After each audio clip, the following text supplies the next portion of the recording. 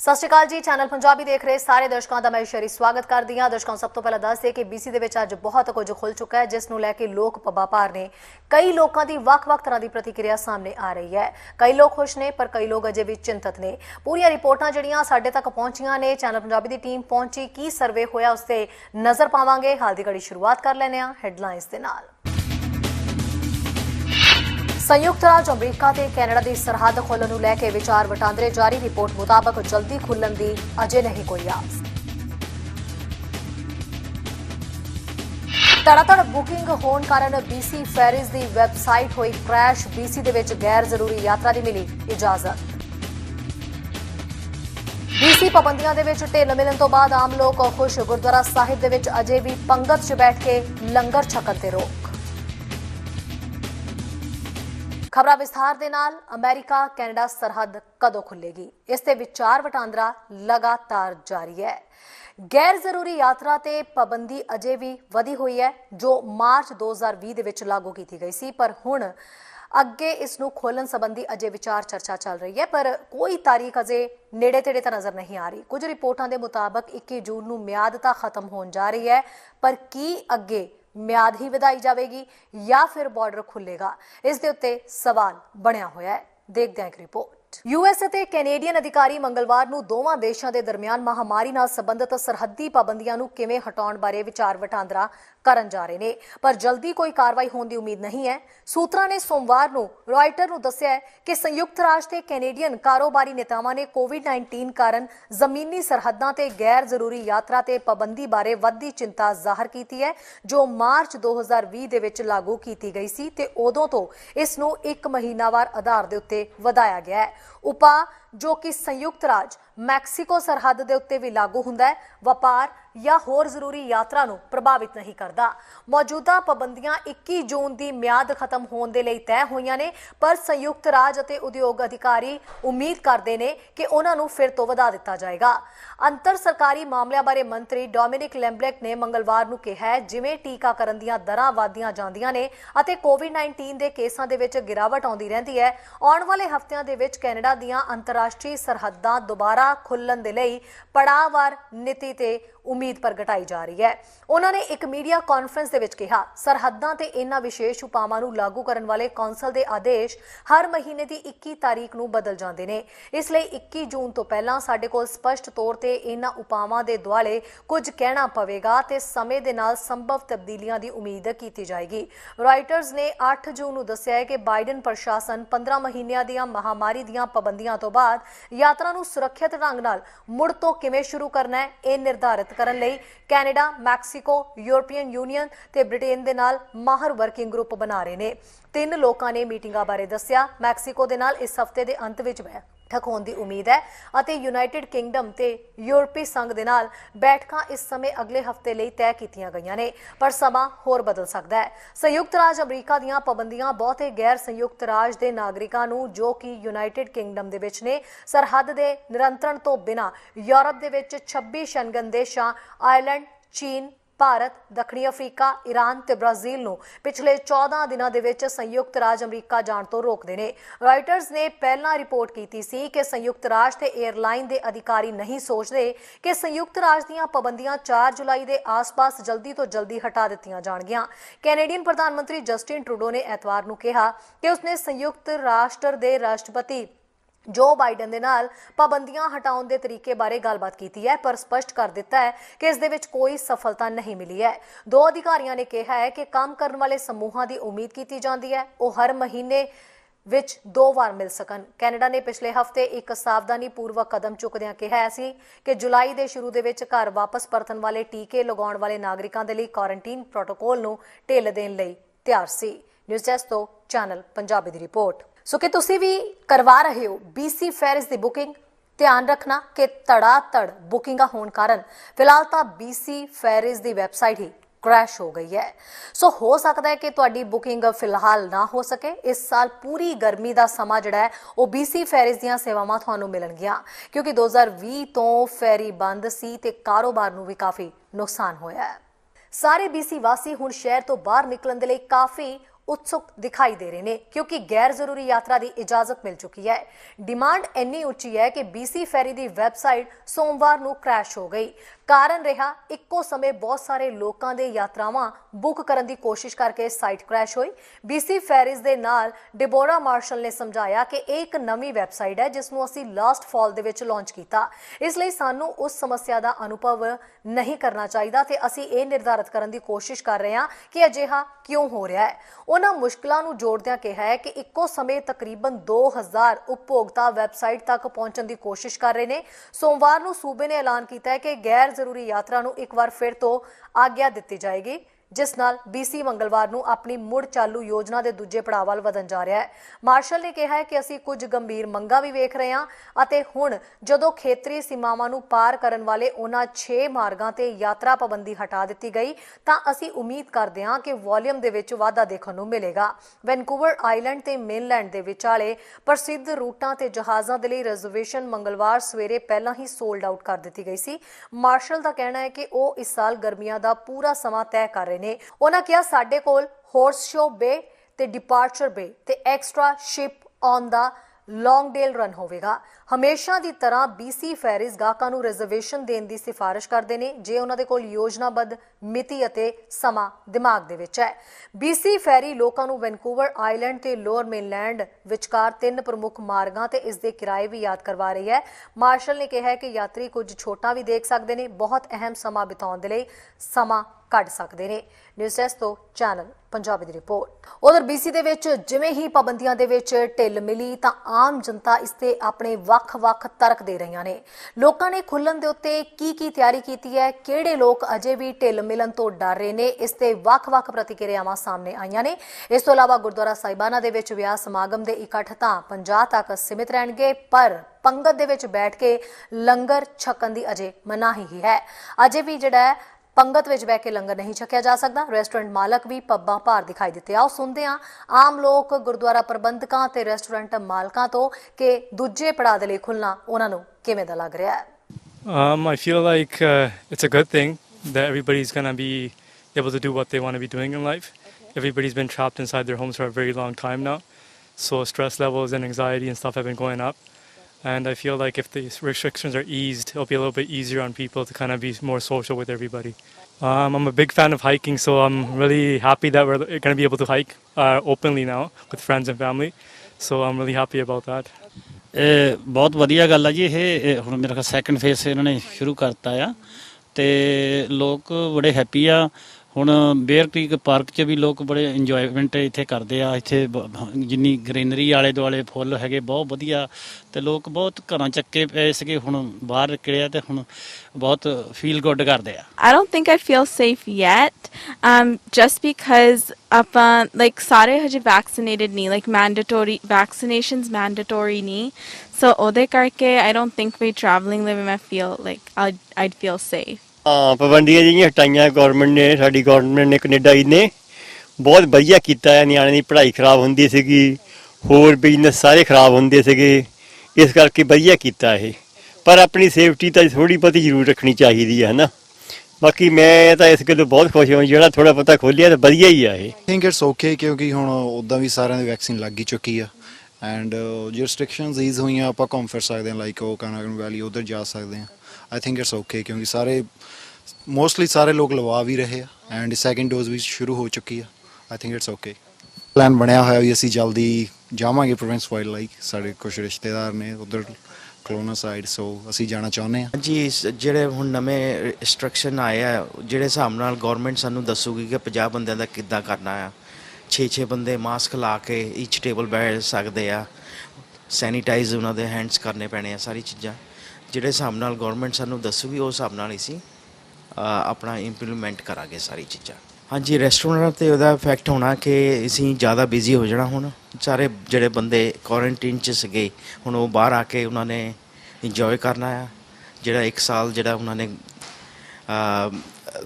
ਘਰ ਰਹਿ ਕੇ ਆਪੇ ਟੇਕ ਆਊਟ ਕੀਤੇ ਆ, ਹੁਣ ਦੇ ਗੋਨੇ ਕਮ ਆਊਟ ਐਂਡ ਉਹਦੇ ਬਾਅਦ 'ਚ ਹੁਣ ਸਾਡਾ ਰੈਸਟੋਰੈਂਟ ਜ਼ਿਆਦਾ ਬਿਜ਼ੀ ਹੋ ਜਾਣਾ। ਜੀ ਸਾਡੇ ਵੱਡੀਆਂ ਬੁਕਿੰਗਾਂ ਸਟਾਰਟ ਹੋ ਗਈਆਂ, ਜਿੱਦਾਂ ਵੱਡੇ ਗਰੁੱਪ ਆਉਣਾ ਚਾਲੂ ਸਟਾਰਟ ਹੋ ਜਾਣੇ ਆ। ਹੁਣ ਆਲਰੇਡੀ ਬੁਕਿੰਗਾਂ ਦੀ ਫੋਨ ਕਾਲਸ ਬਹੁਤ ਆ ਰਹੇ ਆ। ਹਾਂਜੀ, ਜਿੱਦਾਂ ਪਾਰਟੀਆਂ ਹੋਈਆਂ, ਬਰਥਡੇ ਪਾਰਟੀ ਜਿਹਨੇ ਰੋਕੀਆਂ ਸੀ ਲਾਸਟ ਈਅਰ, ਹੁਣ ਆਹ ਸਾਲ ਜ਼ਿਆਦਾ ਅਸੀਂ ਬਿਜ਼ੀ ਹੋ ਜਾਣਾ।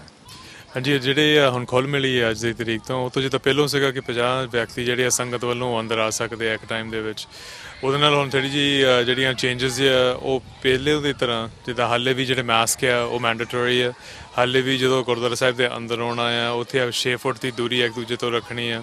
ਸੋ ਉਹੋ ਜਿਹੀ ਜਿਹੜੀਆਂ ਚੀਜ਼ਾਂ ਉਹ ਤਾਂ ਉੱਦਾਂ ਹੀ ਲਾਗੂ ਆ। ਹਾਲੇ ਲੰਗਰ ਹਾਲ ਦੇ ਵਿੱਚ ਬੈਠ ਕੇ ਪ੍ਰਸ਼ਾਦਾ ਛਕਣ ਦੀ ਗੱਲ ਖੁੱਲ੍ਹ ਨਹੀਂ ਮਿਲੀ ਆ। ਜੇ ਕਿਸੇ ਨੂੰ ਕਿੱਦਾਂ ਲੱਗਦਾ ਵੀ ਹੈ ਕਿ ਕਈ ਹੋਰ ਗੁਰਦੁਆਰਾ ਸਾਹਿਬ ਦੇ ਉੱਤੇ ਇਹ ਗੱਲ ਚੱਲ ਰਹੀ ਹੈ, ਪਰ ਸਾਰਿਆਂ ਦੀ ਜਾਣਕਾਰੀ ਲਈ ਜਿਹੜੀ ਲੰਗਰ ਆ ਉਹ ਬੈਠ ਕੇ ਛਕਣ ਦੀ ਹਾਲੇ ਵੀ ਪਾਬੰਦੀ ਹੈ ਕਿ ਪੈਕਡ ਟੂ ਗੋ ਜਿਹੜਾ ਲੰਗਰ ਆ ਉਹੀ ਚੱਲ ਰਿਹਾ ਆ। ਸੋ ਕਈ ਜਿਹੜੀਆਂ ਇੰਟਰਨਲ ਪ੍ਰੋਸੈਸ ਉਹ ਤਾਂ ਉਹੀ ਹੈ, ਪਰ ਜਿਹੜੇ 50 ਪਰਸਨਸ ਅੰਦਰ ਆਉਣ ਦੀ ਗੱਲ ਹੈ ਉਹਦੇ ਵਿੱਚ ਯੂਜਲੀ ਜਿਹੜੇ ਐਤਵਾਰ ਵਾਲਾ ਦਿਨ ਹੈ ਜਾਂ ਵੀਕਐਂਡ ਦੇ ਪ੍ਰੋਗਰਾਮਸ ਹੈ ਉੱਥੇ ਸਿਕਿਉਰਿਟੀ ਗਾਰਡਸ ਹੁੰਦੇ ਆ, ਉਹ ਗਿਣਤੀ ਦੇ ਨਾਲ ਅੰਦਰ ਆ। ਅਸੀਂ ਤਾਂ ਸੰਗਤ ਨੂੰ ਇਹੀ ਬੇਨਤੀ ਕਰਦੇ ਹਾਂ ਕਿ ਜਿੱਦਾਂ ਉਹਨਾਂ ਨੇ ਪਿਛਲੇ ਹੁਣ ਆਲਮੋਸਟ 1.5 ਸਾਲ ਹੋ ਗਿਆ ਆ ਸਾਥ ਦਿੱਤਾ ਆ, ਹੁਣ ਥੋੜ੍ਹਾ ਜਿਹਾ ਹੋਰ ਸਮਾਂ ਆ। ਇਹਦੇ ਵਿੱਚ ਹਾਲੇ ਵੀ ਪੂਰੀ ਤਿਆਰੀ ਦੇ ਨਾਲ ਜਿੰਨਾ ਚਿਰ ਵੈਕਸੀਨੇਸ਼ਨ ਪ੍ਰੋਸੈਸ ਨਹੀਂ ਖਤਮ ਹੁੰਦਾ, ਗੁਰਦੁਆਰਾ ਸਾਹਿਬ ਦੇ ਅੰਦਰ ਹਾਲੇ ਵੀ ਹੈਂਡ ਸੈਨੀਟਾਈਜ਼ਰ ਸਟੇਸ਼ਨ ਜਿਹੜੇ ਉਹ ਚੱਲ ਰਹੇ ਆ, ਮਾਸਕ ਪਾਉਣਾ ਲਾਜ਼ਮੀ ਆ। ਜਿੱਥੇ ਕਿਸੇ ਨੇ ਬਹਿਣਾ ਵੀ ਹੈ ਉਹ ਜਿਹੜੀ ਖੁੱਲ੍ਹ ਹੁਣ ਮਿਲੀ ਹੈ ਕਿ ਦਰਬਾਰ ਹਾਲ ਦੇ ਵਿੱਚ ਸੰਗਤ ਜਿਹੜੀ ਹੈ ਬੈਠ ਸਕਦੀ ਹੈ। ਉਹ ਇਹ ਹੈ ਕਿ ਅਸੀਂ ਕਈ ਗੁਰਦੁਆਰਾ ਸਾਹਿਬਾਨਾਂ ਨੇ 10-15 ਮਿੰਟ ਦੀ ਬੇਨਤੀ ਕੀਤੀ ਹੈ ਕਿ ਜਿੱਦਾਂ ਜਿੱਦਾਂ ਸੰਗਤ ਆਉਂਦੀ ਹੈ ਉਹਦਾ ਨਾਲ ਹੋਰ ਆਈ ਜਾਵੇ।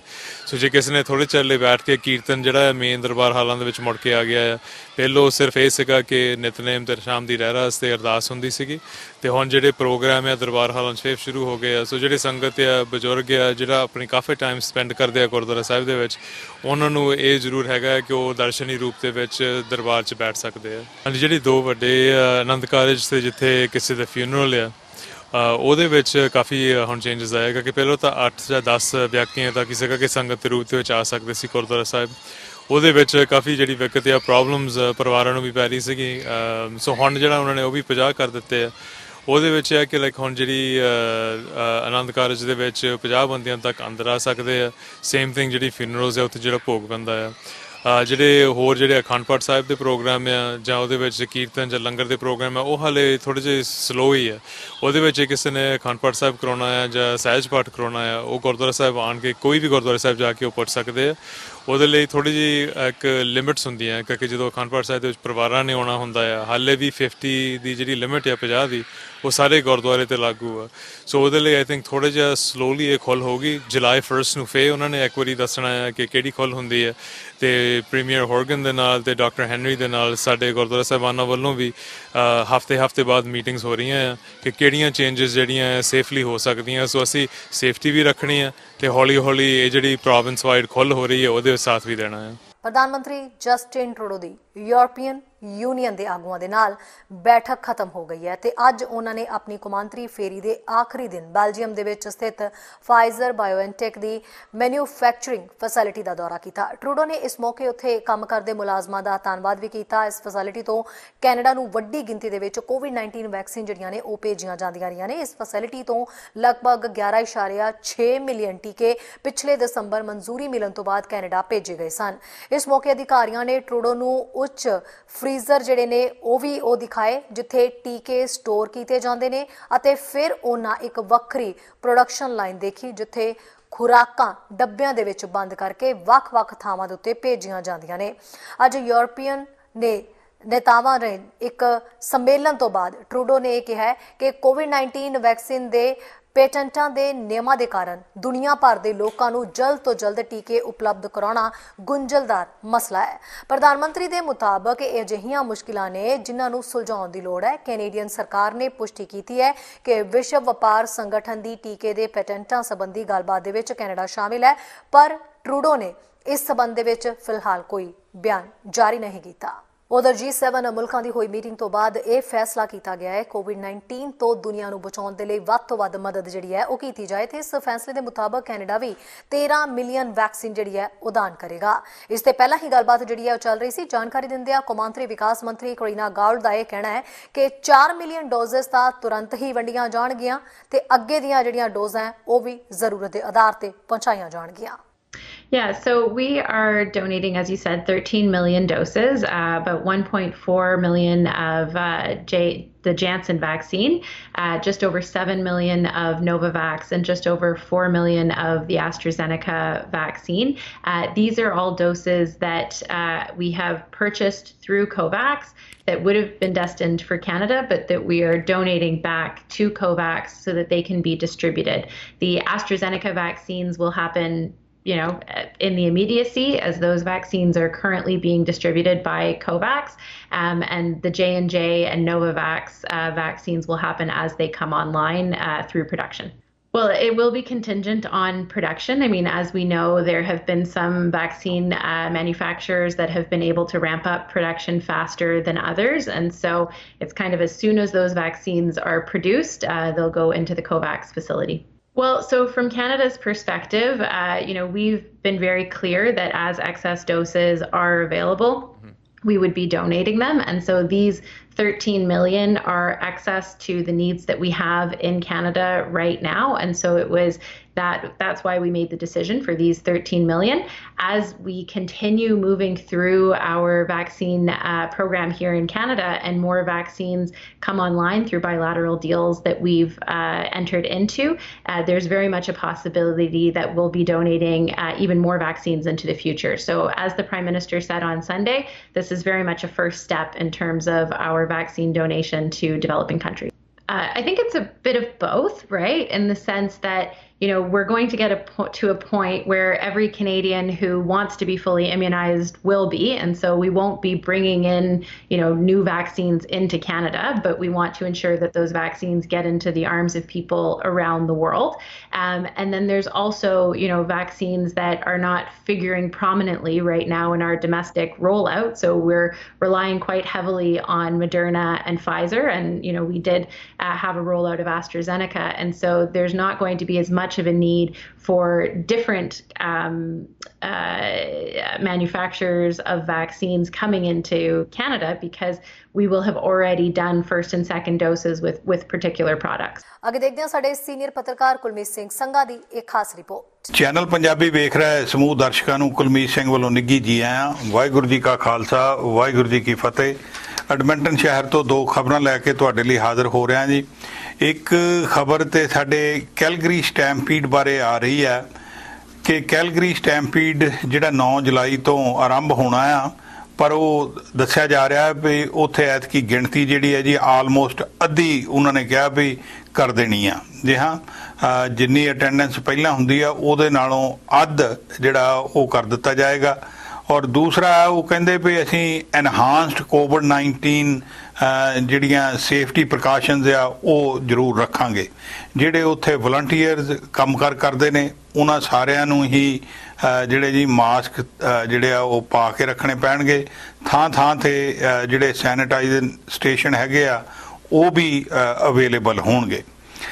ਯਾਦ ਰਹੇ ਪਿੱਛੇ ਜੇ ਪ੍ਰੀਮੀਅਰ ਜੇਸਨ ਕੈਨੀ ਹੋਰਾਂ ਨੇ ਇਹ ਗੱਲ ਆਖੀ ਸੀਗੀ ਵੀ ਜੂਨ ਦੇ ਐਂਡ ਤੱਕ ਜਿਹੜਾ ਵੀ ਸਾਰੀਆਂ ਰਿਸਟ੍ਰਿਕਸ਼ਨ ਜਿਹੜੀਆਂ ਹਟ ਜਾਣਗੀਆਂ ਜੇ 70% ਦੇ ਕਰੀਬ ਲੋਕੀ ਜਿਹੜੇ ਨੇ ਵੈਕਸੀਨੇਸ਼ਨ ਕਰਵਾ ਲੈਂਦੇ ਆ ਤਾਂ। ਤੇ ਉਹ ਲੱਗਦਾ ਇਸੇ ਤਰ੍ਹਾਂ ਵੀ ਵੈਕਸੀਨੇਸ਼ਨ ਹੋ ਜਾਣੀ ਆ ਔਰ ਇਹ ਮੇਲਾ ਜਿਹੜਾ ਜੀ ਉਸ ਦਿਨ 9 ਜੁਲਾਈ ਨੂੰ ਆਰੰਭ ਹੋ ਜਾਏਗਾ।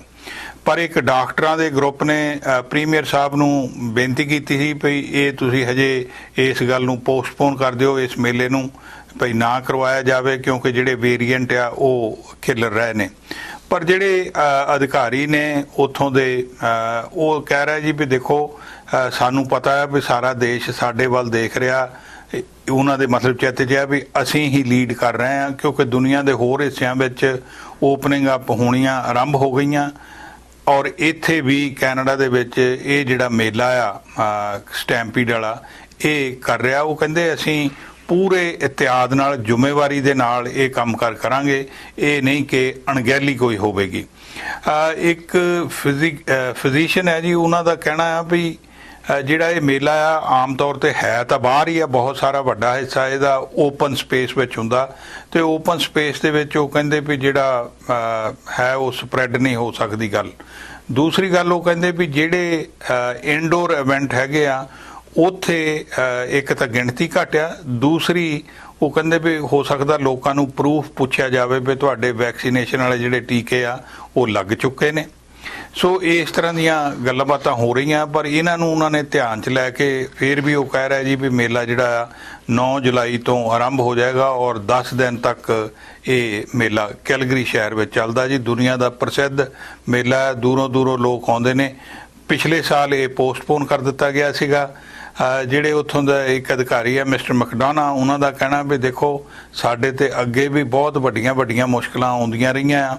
ਉਹਨਾਂ ਤਾਂ ਗੱਲ ਵਰਲਡ ਵਾਰਸ ਦੀ ਕੀਤੀ, ਫਿਰ ਡਿਪਰੈਸ਼ਨ ਦੀ ਗੱਲ ਕੀਤੀ, ਉਦੋਂ ਬਾਅਦ ਉਹ ਕਹਿੰਦੇ ਜਿਹੜਾ ਇੱਥੇ ਹੜ੍ਹ ਆਏ ਸੀਗੇ, ਪਰ ਹਰ ਵਾਰੀ ਅਸੀਂ ਇਹਦੇ ਵਿੱਚੋਂ ਬਾਹਰ ਆਉਨੇ ਆ ਤਕੜੇ ਹੋ ਕੇ ਔਰ ਵਧੀਆ ਪ੍ਰੈਜੈਂਟੇਸ਼ਨ ਜਿਹੜੀ ਆ ਕੀਤੀ ਜਾ ਰਹੀ ਹੈ।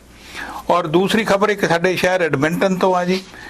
ਇੱਥੇ ਇੱਕ ਵਿਅਕਤੀ ਜਿਹੜਾ ਜੀ ਉਹ ਗਰਮੀ ਸੀਗੀ ਆਹ ਪਿਛਲੇ ਦਿਨਾਂ ਦੇ ਵਿੱਚ, ਤੇ ਉਹ ਬਾਹਰ ਲੇਕ ਤੇ ਗਿਆ ਸੀ ਆਪਣੇ ਪਰਿਵਾਰ ਨੂੰ ਲੈ ਕੇ।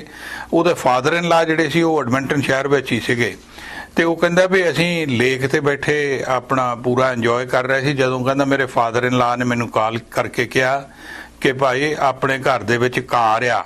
ਕਹਿੰਦਾ ਮੈਨੂੰ ਤਾਂ ਸਮਝ ਨਾ ਆਈ ਵੀ ਕੀ ਮੈਨਾ ਇਹਦਾ ਵੀ ਸਾਡੇ ਘਰ ਦੇ ਵਿੱਚ ਕਾਰ ਕੀ ਆ। ਕਹਿੰਦਾ ਮੈਂ ਕਿਹਾ ਹੋ ਸਕਦਾ ਡਰਾਈਵੇ ਤੇ ਹੋਵੇ ਜਾਂ ਹੋਰ ਇਸ ਤਰ੍ਹਾਂ ਦਾ ਸਿਲਸਿਲਾ, ਪਰ ਉਹ ਕਹਿੰਦਾ ਨਹੀਂ ਲਿਟਰਲੀ ਆਪਣੇ ਘਰ ਦੇ ਅੰਦਰ ਕਾਰ ਆ। ਉਹ ਕਹਿੰਦਾ ਜੀ ਮੈਂ ਤਾਂ ਫਿਰ ਪੈਕਅਪ ਕਰਕੇ ਉੱਥੋਂ ਛੇਤੀ ਨਾਲ ਸਾਰਾ ਸਮਾਨ ਬੱਚਿਆਂ ਨੂੰ ਔਰ ਨਾਲ ਦੀ ਨਾਲ ਜਿਹੜਾ ਸਮਾਨ ਸੀ ਲਗਾਇਆ ਗੱਡੀ 'ਚ ਰੱਖਿਆ ਤੇ ਵਾਪਸ ਐਡਮਿੰਟਨ ਆਏ। ਔਰ ਆ ਕੇ ਕੀ ਵੇਖਦੇ ਆ ਕਿ ਉਹਨਾਂ ਦੇ ਘਰ ਵਿੱਚ ਵਾਕਿਆ ਹੀ ਕਾਰ ਜਿਹੜੀ ਜੀ ਫਰੰਟ ਡੋਰ ਥਾਣੀ ਅੰਦਰ ਗਈ ਆ। ਕਾਰ ਇੱਕ ਵਿਅਕਤੀ ਜਿਹੜਾ ਮਤਲਬ ਗੱਡੀ ਦਾ ਕੰਟਰੋਲ ਲੂਜ਼ ਕਰ ਗਿਆ ਔਰ ਉਹ ਕਾਰ ਜਿਹੜੀ ਆ ਘਰ ਦੇ ਵਿੱਚ ਜਾ ਵੜੀ। ਤੇ ਹੁਣ ਉਹ ਮਿਸਟਰ ਯੂ ਕਹਿ ਰਿਹਾ ਕਿ ਮੈਂ ਲੱਕੀ ਸਮਝਦਾ ਆਪਣੇ ਆਪ ਨੂੰ ਔਰ ਆਪਣੇ ਪਰਿਵਾਰ ਨੂੰ ਵੀ ਅਸੀਂ ਘਰ ਨਹੀਂ ਸੀ ਆਏ, ਉਸ ਦਿਨ ਬਾਹਰ ਗਏ ਹੋਏ ਸੀਗੇ ਲੇਕ ਦੇ ਉੱਤੇ, ਵਰਨਾ ਉਹ ਕਹਿੰਦਾ ਵੀ ਇੱਥੇ ਹੀ ਬੈਠੇ ਹੋਈਦਾ। ਸ਼ਾਮ ਦਾ ਸਮਾਂ ਹੁੰਦਾ, ਕਈ ਵਾਰੀ ਡਿਨਰ ਦੀ ਤਿਆਰੀ ਹੁੰਦੀ ਹੈ ਜਾਂ ਖਬਰਾਂ ਦੇਖ ਰਹੇ ਹੁੰਦੇ ਆ, ਤੇ ਇਸ ਤਰ੍ਹਾਂ ਦੀ ਘਟਨਾ ਵਾਪਰ ਜਾਂਦੀ ਤਾਂ ਬਹੁਤ ਕੁਝ ਗਲਤ ਹੋ ਸਕਦਾ ਸੀ।